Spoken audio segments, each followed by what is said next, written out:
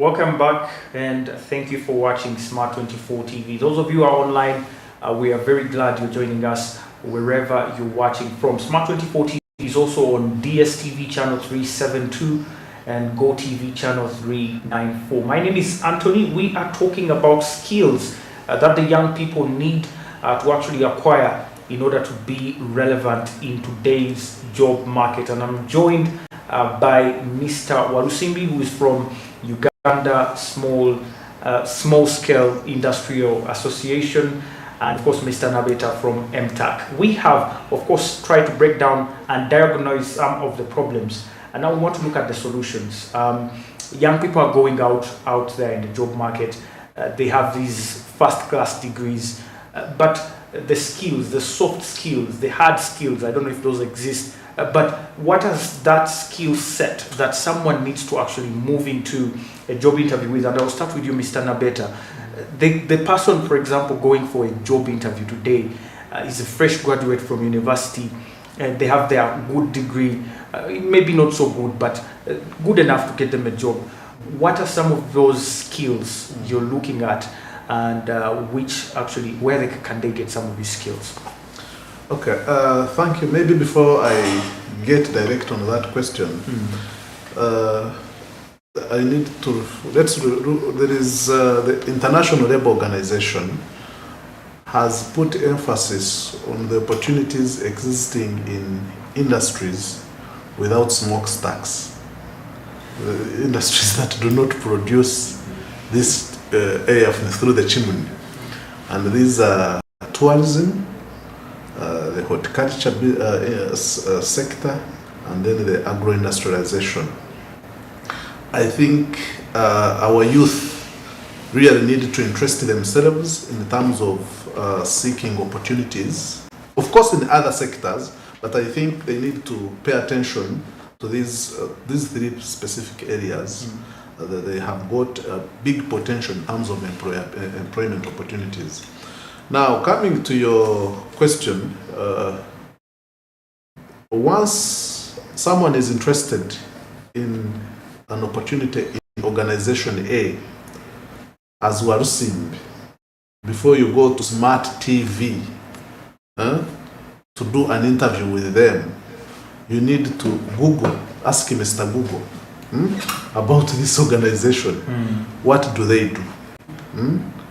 What kind of, what type of business do they do? Look at the job opportunity that is existing. What kind of skills are they looking for? And then weigh yourself. Sometimes it does not help for you to just go for an interview well knowing that the skill set that you have do not match the kind of skills that this organization is looking out for. And you're not going to know these skills if you do not search for information about this organization. Then two, look at, so you have established in terms of your skills set, the relevance of your skills towards the kind of skills that this employer is looking out for. So also establish your attitude levels.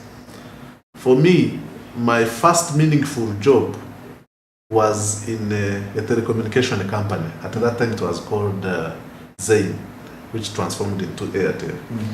And we used to work at night most times. I used to prefer working at night. We used to call it graveyard, from midnight to 8 a.m. because I needed time during the day to go and teach somewhere, and then in the evening I would go for further studies. I was pursuing a master's. When would you sleep?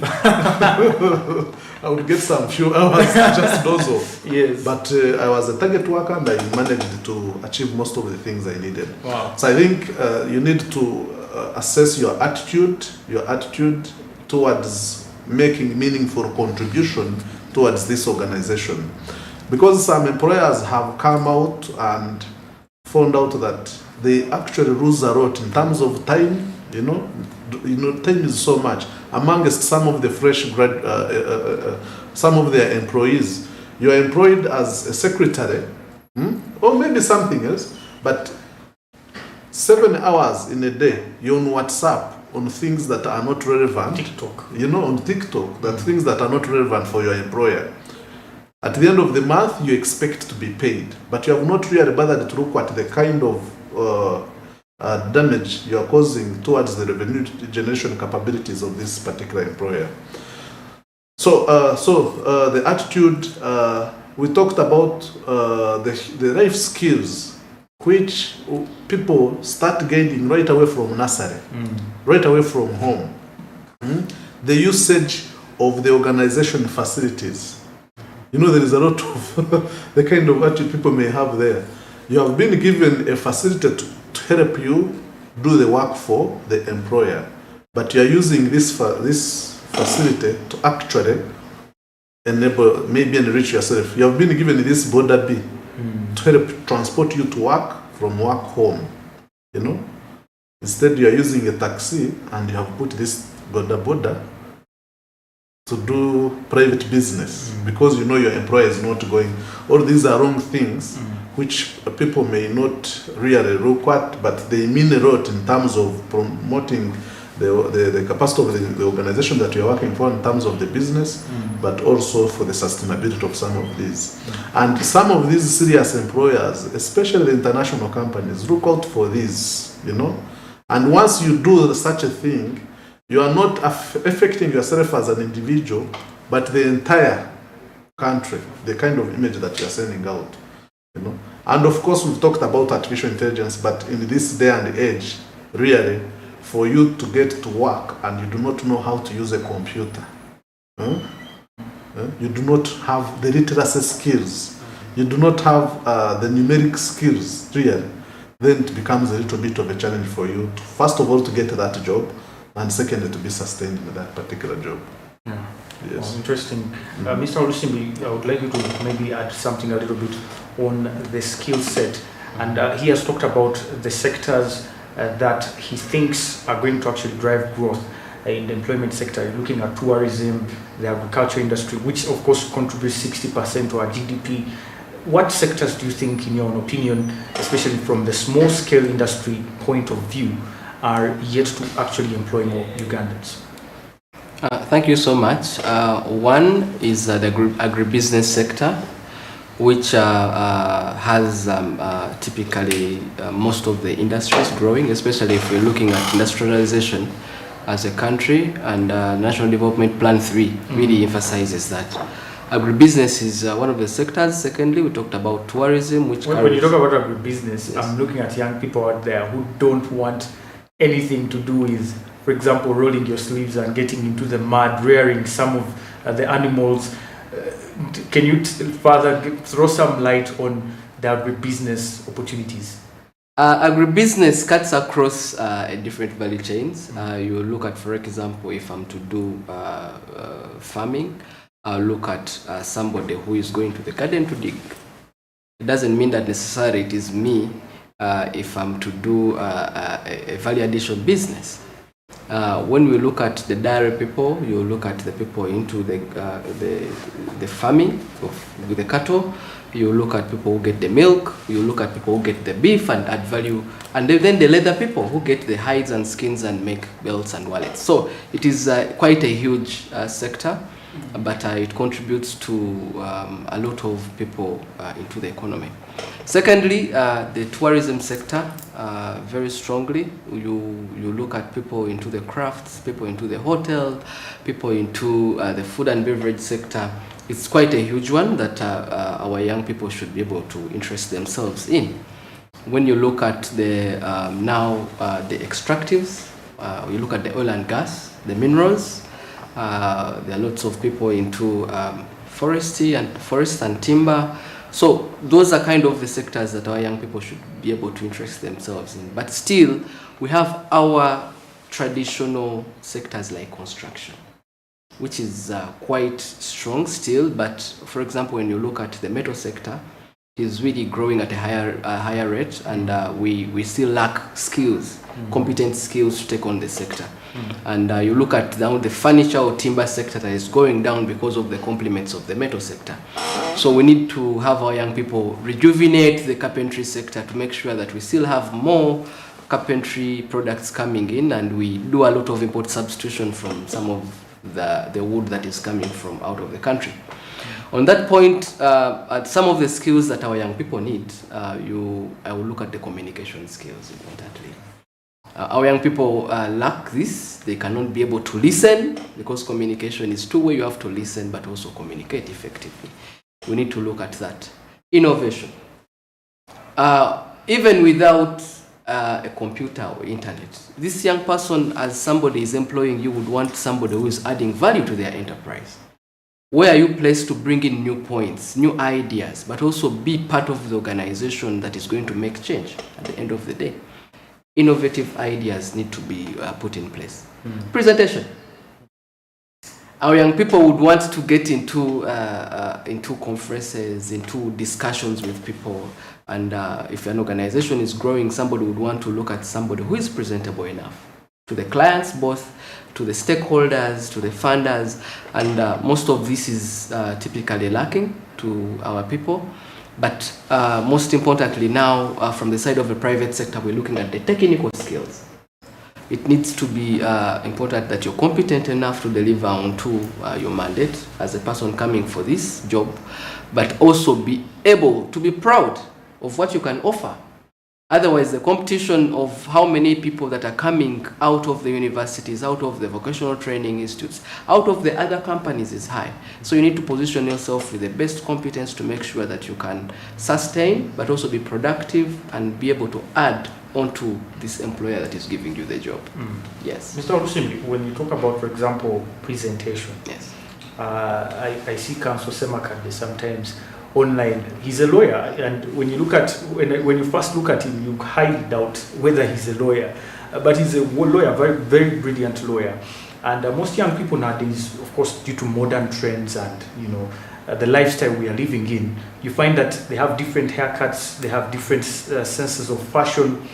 To what extent is it too much? For example, in presentability, you're going for a certain job interview. It might not be a formal job, but any other job.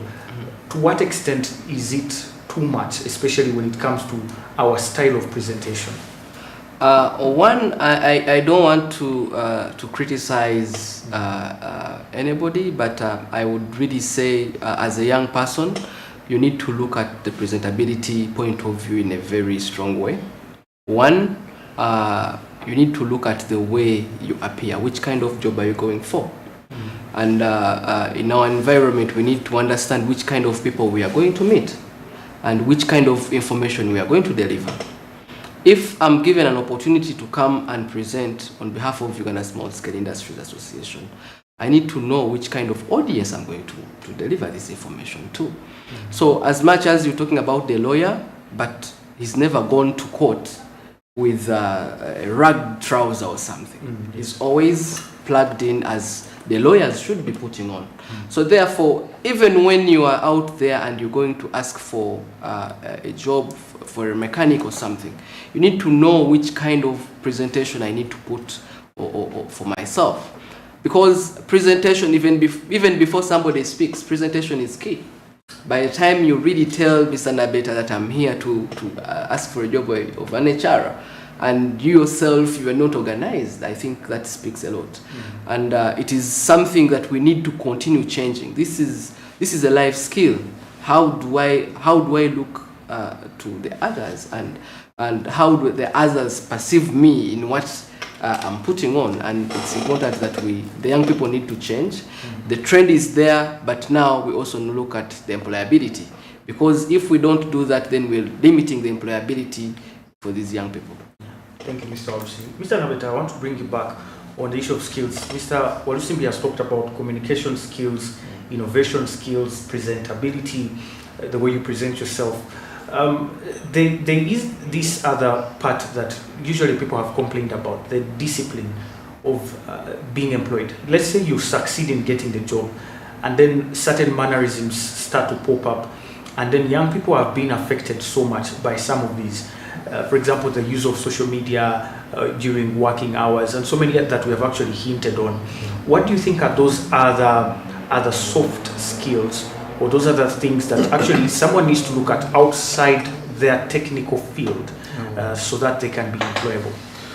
Correct. You need the interpersonal skills, relating with people at work. You know, however good you are in terms of the technicality, you know, but if you cannot positively relate with other people at work, then you are a danger to someone's business. So interpersonal skills are very, very crucial. Talk about the customer care, you know, the way you, of course, both the internal and the external customers, and how you deal with them, and how you present yourself to them, and how you handle their issues, and how fast you are able to address their queries whenever they come in is very, very crucial. And depending on the nature of business, by the way, you as an individual, because you are in this business, you are an employee in this business, it is a perfect opportunity for you to grow your network. So the way you treat these customers, internal and externally, and the way you relate internally with the employees, the colleague employees, is very important. So interpersonal relation and interpersonal skills are good. And then the other soft skills that, in addition, he has talked about communication, the presentation bit, and so many others. But I could give also understanding the culture of the business, of people, you know, where the business is located. I'll give this figurative example. Some people were working with a certain beverage company in the Arab world. So they were given a task of making a figurative representation that would attract people to drink this beverage. In terms of, you draw pictures so that they would attract the customers. And you know, so this gentleman drew a person who was thirsty, okay? And then after drinking this beverage, he was thirsty, he collapsed, and then drank the beverage, okay? Stood up and started running. Now, you know, in the Arabic, they read from the other side. You understand? Yes. So, for the Arabs, when they read it, somebody is running, drinks this, collapses, sweet. So you can imagine. So it is very important that you understand the culture where the business is, and what my brother was talking about.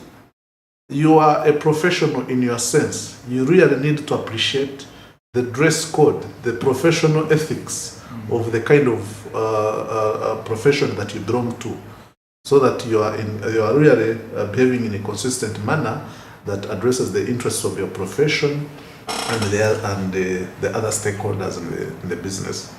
Yes. But there's also talent. I've seen young people who say, I have a talent, maybe it's in football, maybe it's in singing, and they cling on to that and try to form a business idea. And then their parents are saying, no, you must have a degree in this world, you can't live without a degree, you must go to school. And you see they're frustrated, you can see this frustration in their eyes. What should come first? Should it be the talent or the qualification? That is the challenge for us as parents, wanting for our children what we are, or what the so-called successful ones have become. And I think the focus should be different. The parent, being an old person and is able to appreciate certain things, your duty is to identify the talents of this young person from childhood, and you try to grow their potential along that talent line. That is where I was giving an example here, that let's compare ourselves with the Indians. This Indian, by the time the kid gets to 6 years, already knows how to count money. But for us, it's like a taboo that our children should not know money until when they are old. Really. A child is in S1, S5, you are still paying fees for them. You are going to the bank to pay. So I think it's a challenge to us as the parents, that we identify the talents of our children and expose them to that environment where this talent is going to be promoted. Yeah. You know, payments, earnings based on talents are much higher, much higher than earnings based on the qualification. So if one has a talent, it is even better when they grow this talent and they end up as professionals in the areas where they are talented and have got passion for.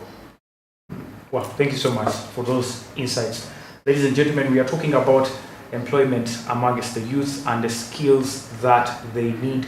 And of course, I'm seated with still two gentlemen, and we are still breaking down this. We are going to take a very short commercial break. We return with our last session. Now, in the last session, I want us to focus on the business setup. We talked about the fact that you don't need money that, of course, per se, but you need the passion for the business. You need to know which kind of business you're starting, have a business plan, and then you start a business. So what are those things that you should look out for as a young person starting a business? And then you also get to know about some of the institutions they represent and what they have to offer for you. My name is Anthony. You're watching The Point. Stay with us. Return shortly.